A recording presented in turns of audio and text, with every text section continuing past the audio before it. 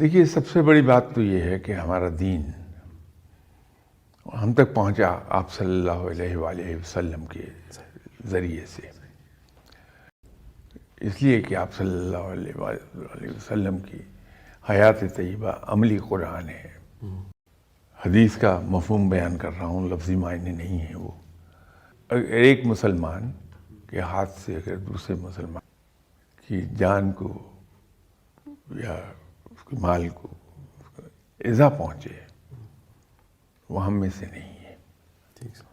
تو جب ہم کسی کا عیب کہیں بیان کر رہے ہیں، ہم اصل میں اس کی عزت پر اٹیک کر رہے ہیں کہ لوگوں کی نظروں سے اسے گرا رہے ہیں، یہ اس کو ہم سے نقصان پہنچ رہا ہے۔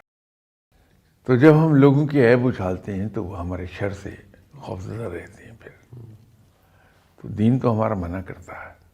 پھر اللہ تعالیٰ ستار العیوب ہے، لوگوں کے عیبوں کو چھپاتا ہے۔ تو یہ اس پہ مسلمان تو بہت محتاط ہوتا ہے کہ میری زبان سے، میری کسی فعل سے کسی انسان کی عزت پہ کوئی حرف نہ آئے، اس کو